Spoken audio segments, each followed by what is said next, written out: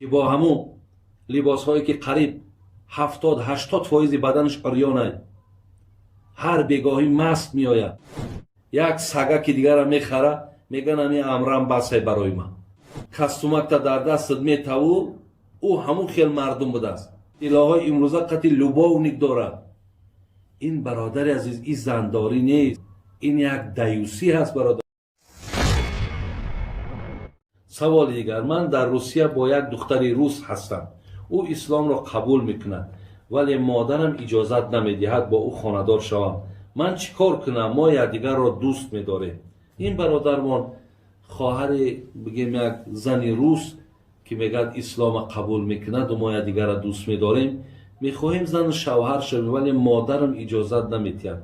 من این سوال ها را تکرارا که شود گفته بودم که دادرای عزیز، وقتی شما زن میگیرین، اولا من همه شما را مصلحت میتونم که از تاجیک خود ما بگیرین، از دیگر ملت نگیرین.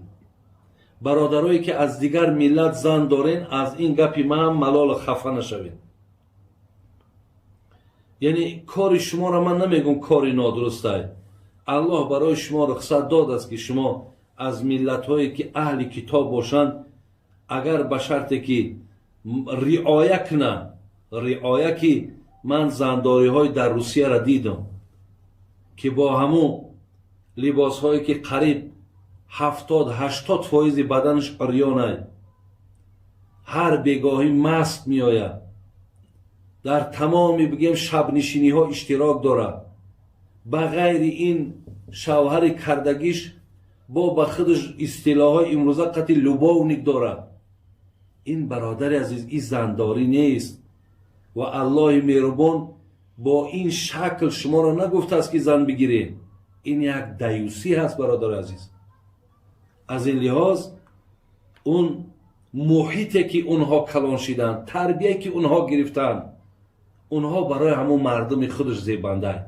بگذار یگان مردی روسی که مسلمان می شود، یگان زنی روسی که اسلام قبول کرد، اونها با یکدیگر ازدواج کنند، انشاءالله نیک از خوبه.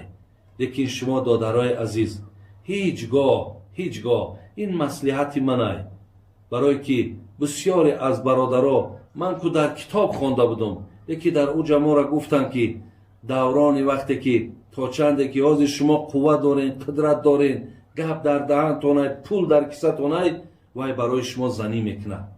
ولی میده عمرتون با 40 با 50 که رفت، ها میگن که هم در جایی که آب رفتگی بود با آب میروه، از همون جاک با همون کستومک تا در دست میتاو، او همون خیل مردم بوده است. میگه که برای مقصد برای خود یگان جا و یگان مکان دیگر را بیاوه که مقصد دیگر من دیگر احتیاجی به تو ندارم، من یگان 400 پنسیه همی حکومت میتم دیگر، تا هم یک پنسیه خرید بگیم یک تیاره خرید دیگری تو چیکارت میکنی؟ مقصد یک سگک دیگر را میخره، میگن امی امرم بسه برای من.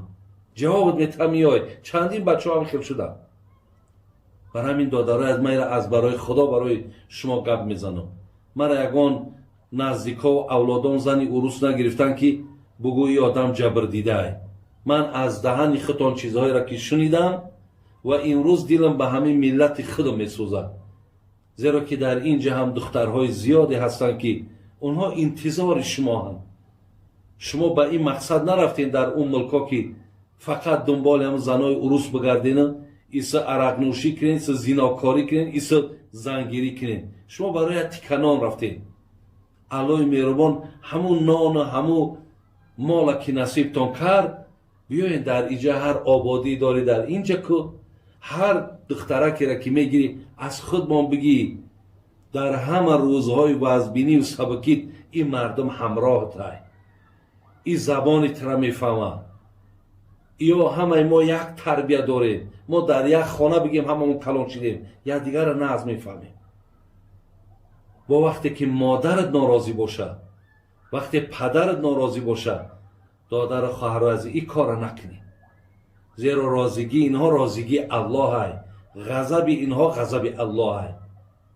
هر کاری را میکنی وقتی پرسیدی من جواب تا گفتم برادر عزیز او عشقت او دوستداریات همه گفتی نه برادرای خوجندی ما وقتین چای گفتی روسا یا همو ورمیان کای مگذره میره برادر عزیز اگر این عشق پاینده میشید همو لیلی و مجنون دا فایده میکرد برای این عشق این محبت به خالقت بکن و این مسئولیتی که من برایت دادم انتخاب که این برایت خوبه و این فقط برای این است برای همه برادرایی که من از صدا میشنوین از همین ملت خودمان بگیرین یاردم میشوه شما میدونید که حاضر در خودمان زنها نظر به مردها زیاده زیرا که خدای مهربان هم این یکی از نشانهای قیامت همین است گفت که ولی آیسته آیسته سر یک مرد 50 زن توغری میاد حاضر آیسته آیسته آیسته بینین که اکثرا زنها در ما زیاد چیدگی هست بیاین اینها را مقصد بزنی بگیرین با اینها خانه‌دار شوین خدا خواه برکت میوین برادرای عزیز و گرامی من زنهای را میدانم که همو اسلام به خاطر همو یگان امکانیتی قبول میکنم و اسلام شونم باور که بعضیش نباشد اکثرتش رویکیه به خاطر که همین حاضر با تو ازدواج کنه بعد دیگه میبینی در دوام که اسلام داری او چیه پاسپورت دستت که گرفت بگه دیگه پدر و مادر تا فراموش که هوش گوشت در زندگی من بگی اونجا علاقه دیر میشود خداوند توفیق